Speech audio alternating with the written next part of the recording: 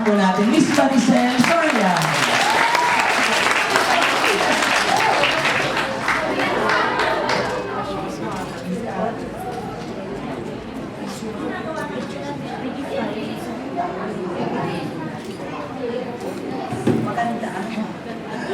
Maganda. Wala akong boses kasi paus ako. Dapat wala ako dito ngayon. Kaya lang, hindi naman sa gaganda nyo yan at sa mga alindog ninyo, ay hindi kayo dito yan. Hindi ako dumating, di ba? Kaya, ito yung actually ito yung Christmas party natin na nag-enjoy tayong lahat dahil kapag ng mukha ni Prof, di ba? No? Iba talaga to si Prof eh. Talaga, siya yung ating yung icebreaker natin, siya yun. Ngayon naman, dumako tayo dun sa... Napanood niyo ba yung Showtime? Yes! Binati ko kayo doon, di ba? Yes. At saka bigla lang, kasi hindi ko alam kung pang ilang araw yun.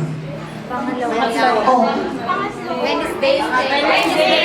Wednesday. Naala. Sabi, parang ang dami na nilang binabati. Sabi ko, yata akong binabati. Nakakabati nga, sabi ko, di ba? Kasi usually, nasa isip ko magja-judge. So, hindi ko naiisip yung mga magbabati, magaganyan. At syempre, ako nang pumasok sa isip ko kayo, tapos nadagdag na sila mga retrato, di ba? Yung mga na nagulat din nung binati ko sila. Syempre, hindi makakalimutan dahil, nakita niyo naman ang evidence. Maliit pa ang siya ni Prof noon. Hindi na lang ngayon. Yan ang mga ebidensya. Hard evidence, hindi ka pwede tumanggi. Nakita mo yung picture. I know. Okay lang yun. Ito na naman yung kapaskuhan na, alam niyo na, taghirap na naman yung mga panahon ngayon, di ba? Kaya yung mga nagtatrabaho, binabati ko ng bonggang-bongga dahil maaga pang panahon na babata pa ninyo, naghahanap-buhay na kayo. Kaya I'm very proud of you sa mga batang nagtatrabaho na. Kasi di ba si Inay Mary, bata pa nagtatrabaho na? So sino dito yung mga bata pa nagtatrabaho na? Ay, pagkas ka may bata ka pa ba? Ilan taon ka na? 24? Buminggo ka na. Di ba? Pero hindi, totoo yung sinabi ko kasi lagi ko naaalala yung mga fans ko na yung mga nurses, di ba? Yung mga nagtatrabaho sa abroad na ang hirap dahil pag Pasko, di ba? Ito yung panahon na gusto nila makauwi, pero yung mga iba, yung karamihan, hindi sila nakakauwi dahil meron silang kontrata, di ba? Pero nagpapasalamat tayo dapat palagi dahil kumbaga dito kayo nagtatrabaho, nakakauwi kayo sa mga magulang ninyo, di ba? At ang importante, araw-araw pag dilat ng mata natin, buhay pa tayo. Na pinagpapasalamat natin, correct? Correct. Ang mga mahadera naman. Cute na cute naman ako sa inyo. Alam mo, aliw na aliw ako dun sa number, kaya sumali na ako. Di ba, hindi ko na napigil, ha? Bumiglas, Pag narinig na yung tugtong, umiinda. Ituloy ang pag-aaral, nasa yung broom. Yung mahadera nakasalamin. Ayan ka pala. Bakit ba lumaki ka? Ano yung ilang grade ka na? Third year college po na. Yan laki mong yan? College ka? Tinanggap ka? Yes, tayo. Bakit? Ba't ka tinanggap?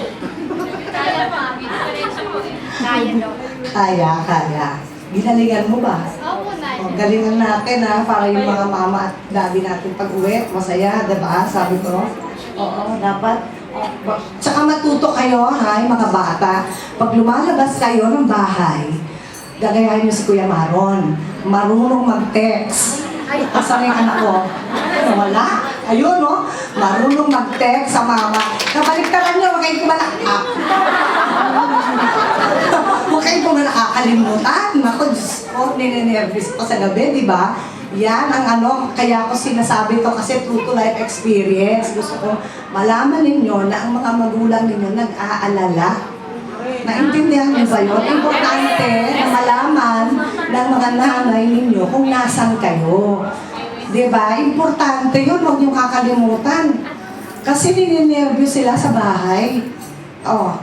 Ba't tinuturo mo si Prof? Si Alo, tsaka Ikaw ba? Papaalam? Patay na po ang magulang. Ay, hindi. Sinatay mo agad. Hindi, may tiyahin ka ba? Ay, nandito ka sa Oh, kaya nga dapat nagsasabi kayo para hindi sila nilinervous. Dahil minsan 10 oras ng gabi pag-uwi. Yung mga ganon, importante yun. Lalo na yung panahon natin ngayon, di ba? Kaya dapat meron kayong mga pasabi. Oh, ha? At ituloy yung pag-aaral, ha? Huwag kahit anong mangyari. Importante yan. Yan ang pinaka, ha? Yan yung sabi nga ng mga magulang namin nung araw, na yun din ang ipapasa namin sa inyo. Hindi ba? Yun na yung pabaon namin.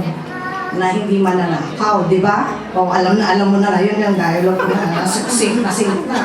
O pag hindi pa naman nasing ka, lalagyan president, nasasabi ko yun sa'yo. O kaya tayo dapat kahit hindi laging pera, ha? Hindi laging pera nagpapasaya sa tao. Tandaan nyo yan. Kahit tignan nyo to, hindi naman tayo may pera-pera dito, di ba? Pero masaya tayo. Pwede tayong tumawa. Tama? Kaya hindi lahat ng bagay, pero yung pinapag-usapan, dapat hindi gano'n, lalo na sa pagkakaibigan nyo. Ito bukas ko. Minsan yung mga pwede naman tayo ng Merry Christmas lang, pero nagyayakapan kayo. At saka importante na alala, hindi yung regalo. Huwag kayong gumaya kay Prof. Kaya mo. Etching lang. Charing lang. Kasi, di ba? Kaya, ang parting eklat natin ngayon, dapat, kahit hindi tayo maraming money, pwede tayong maging happy. Di ba? Kaya, Merry Christmas sa inyong lahat. At tandaan na lang kayo ni Inay. Okay? Love you too. Oo. Maraming salamat talaga sa inyong support. Talaga naman, kaya tingnan mo kahit ano mangyari, hindi ko naman nakakalimutan, di ba? Itsurang may pagkalola na rin si Lola Mary minsan. Alala ko talaga kayo, ay, forever friends, di ba?